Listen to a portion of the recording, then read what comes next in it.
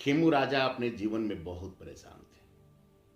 उनकी परेशानी इतनी बढ़ गई कि उनका जीवन व्यर्थ सा लगने लगा था। कभी कभी तो वे आत्महत्या करने को सोच रहे थे, कभी समाज से, परिवार से भाग जाना चाह रहे थे। उनका एक मित्र ने उनको सजेशन दिया कि एक संत से मिले, जिस संत के पास सारी समस्याओं का समाधान है। और वे संत बहुतों की समस्याओं का समाधान बता चुके हैं। खेमू राजा उस संत के पास पहुंचे। उन्होंने उनसे पूछा कि आपकी समस्या क्या है, आप एक एक करके सारी समस्याओं को बताएं। खेमू राजा बोले कि एक तो मैं अपने जीवन में जो चाहा वो मुझे मिला नहीं, और इसलिए मेरा मन जो है हर वक्त उसको जो नहीं मिला है उसको ढूंढते रहता है। मेरी पत्नी अच्छी है, घर की ख्याल रखती है, लेकिन जो मुझे चाहिए वह उससे नहीं मिलता है।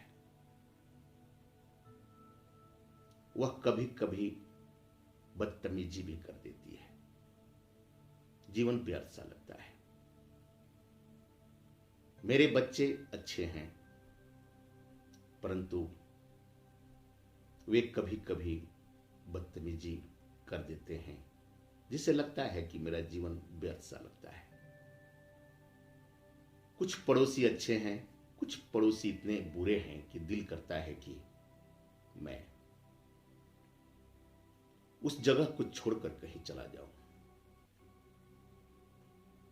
ऑफिस में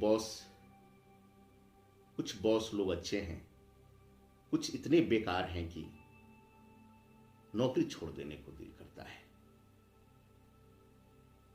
कुछ जूनियर ऐसे हैं जिसके साथ काम करना मुझे बड़ी ही दिक्कत सी महसूस होती है। लगता है काश मैं यह नौकरी छोड़ देता।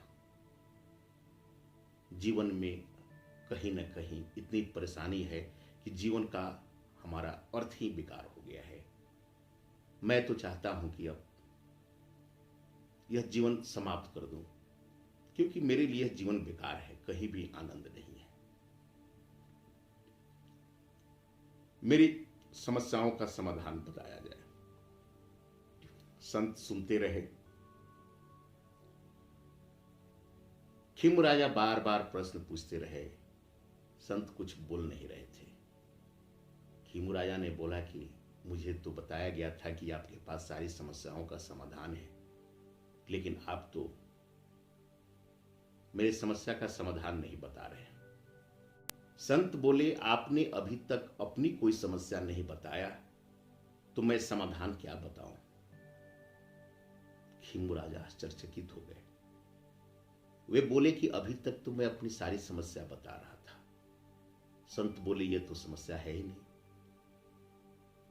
क्या आप हवा का बहना रोक दोगे? आप क्या सूर्य का उगना आप रोक दोगे? क्या पृथ्वी का चक्कर लगाना आप बंद कर दोगे? जब ये सब आप नहीं कर सकते हो, तो जो आप अपनी घटनाएं बता रहे हो, जो आपके साथ घट रही है, वो समस्या नहीं है। मुझे उसमें कोई समस्या नहीं लग रहा है। ये तो जब आप इस पृथ्वी लोक पर, इस मृत लोक पर आप आए हो, इस तरह की घटनाएं आपके साथ घटेंगी। आपके साथ नहीं, सबके साथ घटती है ऐसी घटना। आप उसे समस्या मानकर बैठे हो, इसलिए वह आपको परेशान करता है। अगर आप उसे समस्या मानना बंद कर दो तो आपको परेशान नहीं करेगा। आप इसलिए परेशान हो कि आपके पास 2 पैर क्यों हैं, 3 पैर क्यों नहीं है। जब आप मानव हो तो 2 पैर से ही काम चलेगा। आप सोचते हो कि आपको पीछे क्यों नहीं दिखता है। आप मानव हो तो पीछे देखने का आपका अधिकार नहीं है, आपको नहीं दिया गया है। उसी प्रकार जो जीवन है उसमें ऐसी घटनाएं घटेंगी। इसी घटना का आपको आनंद लेना है, क्योंकि इस तरह का घटना ही आपके जीवन में घटेगा। अगर आप समाज को, परिवार को छोड़कर कहीं और चले जाते हो, संन्यास धारण कर लेते हो, तो वहां भी ऐसे ही समस्याएं अलग रूप में आपके पास आएंगी, क्योंकि समस्या बाहर नहीं है, समस्या अंदर है। आपको उस समस्या में घिरे रहने की आदत बन चुकी है। इसलिए पहले आप इन सारी समस्याओं को समस्या न माने, यह माने कि यह सब आपके आनंद के लिए है। जितनी घटनाएं घट रही है आनंद के लिए घट रही है। अगर आपकी पत्नी बात नहीं मान रही है तो यह मानकर चले कि उसी में आनंद है, और सही में आनंद है। क्योंकि जब पत्नी आपकी हर बात मानने लगेगी तो सृष्टि की एक रचना समाप्त हो जाएगी, तो आपकी दूसरी समस्याएं पैदा हो जाएगी, क्योंकि वह आपको पत्नी लगेगी ही नहीं। उसी प्रकार हर समस्या पर आप विचार करोगे तो समस्या नहीं है, आपके पास कोई समस्या है ही नहीं, इसीलिए मेरे पास कोई समाधान नहीं है, और मेरे पास नहीं, किसी के पास कोई समाधान नहीं है। हाँ, अगर आप संसार में कुछ समस्या मानते हो तो उसको समस्या मानना बंद कर दो, क्योंकि आप आनंद स्वरूप हो।